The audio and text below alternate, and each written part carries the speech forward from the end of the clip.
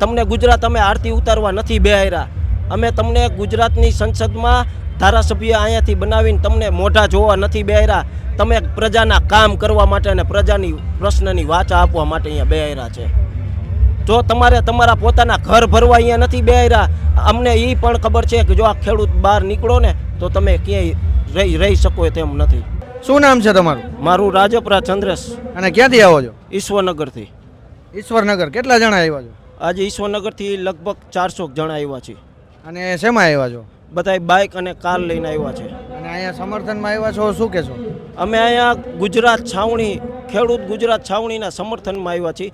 આ જે ખેડૂતો 14 દિવસથી આ ઉપવાસ આંદોલન ઉપર બેઠા છે, જે પોતાની હકની લડાઈ માટે, હું તો એમ કહેવા માગું છું સરકારને કે તમે આ 14 દિવસથી આ જો સાચી લડાઈ કરતા હોય ખેડૂતો, તેમ છતાં તમે એની માગણી સ્વીકારતા નથી, તો અમારે તમારી પાસે બીજી શું ઉપેક્ષા રાખવી? અને આ 14 દિવસથી આ ખેડૂતોને તમારી પાસે એટલો પણ ટાઈમ નથી કે તમે આનું ગાયોગા ડિસિઝન લાવી શકો. આ 14 દિવસથી આ એક પણ ખેડૂત, આમાં 11 ખેડૂતો જે ઉપવાસ છાવણી ઉપર બેઠા છે, તેને આ જો ધરતીમાંથી અન્ન પેદા કરનાર ખેડૂત પોતે 14 એના હકની લડાઈ માટે ભૂખ્યું રહેવું પડતું હોય, તો તમે શું કરો છો અહીંયા? અને જે નિરાકરણ નહીં આવે તો ખેડૂતોએ શું કરવું જોઈએ?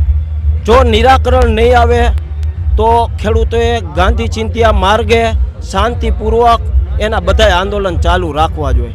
જો આપણે એમાં કાંઈ પણ આ સરકાર અત્યારે એક રાહ જોઈને બેઠી છે મારા મત પ્રમાણે, જો આમાં જરાક પણ કોઈ કાંકરીચારો કરે ને તો આ આંદોલનને 24 કલાક નહીં થાય વીકતા, એ તરત 24 કલાકમાં આંદોલન સંપૂર્ણપણે વીખી નાખશે.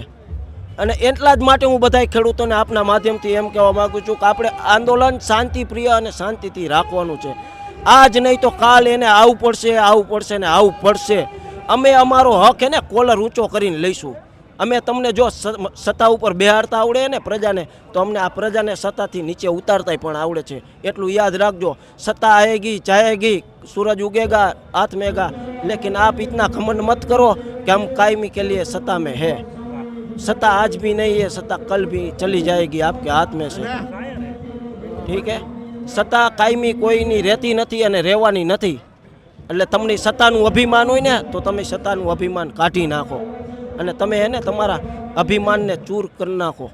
અને જો આ ખેડૂત જાગ્યો ને તો તમે ક્યાંય મને મારું એવું માનવું છે કે તમે એને ભોયરામાં જવું પડશે. તમે બહાર નહીં રહી શકો. આ ખેડૂત અત્યારે, આ યુવાન અત્યારે જાગ્યો છે. આ જેતપર ગામથી અત્યારે બધા ખેડૂતો, યુવાનો, માતાઓ બધા એને એક એની બીક નીકળી ગઈ છે કે આ સ્ટેજમાંથી હું આ બધા જેતપરના ગામનો એવો ખૂબ ખૂબ આભાર માનું છું કે આ સ્ટેજમાં બધાને બોલવાનો મોકો આપે ને, જેથી કરીને આ બધા સ્ટેજ ઉપર જે આવીને બોલે ને એનો પોતાએ બધાનો ડર નીકળી ગયો છે સરકાર સામેનો. અત્યાર ઊંધી આ બધા ખેડૂતો સરકાર નીચે દબાયેલા હતા, આમ કરી નાખશે તેમ કરી નાખશે, પણ આ કોઈથી કાંઈ થતું નથી. આજ હું તમને એમ કહેવા માગું છું કે સરકાર કઈ વસ્તુમાં લાઈનમાં નથી ઊભી રહેતો, ખેડૂત કઈ વસ્તુ પોતાની લાઈનમાં નથી ઊભો રહેતો. ડીઝલમાં તો ખેડૂતને લાઈનમાં ઊભો રહેવાનું, ખાતરમાં તો ખેડૂતને લાઈનમાં ઊભો રહેવાનું, માલ પેદા કરી અને વેચવા જાવ ને તો એ ખેડૂતને જ લાઈનમાં ઊભું રહેવાનું. અને અત્યારે પોતાના હકની લડાઈ લડવા માટે ઊભું રહે ને તો એ લાઈનમાં ઊભું રહેવાનું. તમે બધા આજ કોરોના કાળમાં તમે જોયું છે કયો નેતા આજ રેમડેસિવિરની લાઈનમાં ઊભો હતો? મને એક દાખલો બતાવો, એક ઉદાહરણ બતાવો કે આ વ્યક્તિ ક્યાંય મીડિયામાં આવ્યો હોય ને તો હું ગુલામ બનવા તૈયાર છું. આજ કોઈ નેતા રેમડેસિવિરની લાઈનમાં ઊભો રહ્યો કે કોવિડના દવાખાનામાં જગ્યાએ ન મળ્યું હોય? કારણ કે બધા એસો આરામની જિંદગી જીવવા માગે છે, એની પાસે બધા પૂરતા સાધનો છે. જે કાંઈ આ ભોગવવું પડે છે તો એ આમ જનતાને, આ ખેડૂત વર્ગને જ ભોગવવું પડે છે. કારણ કે એ બધા એક એને આજ પૈસા કમાવાનું એક આ સાધન માની રહ્યા છે.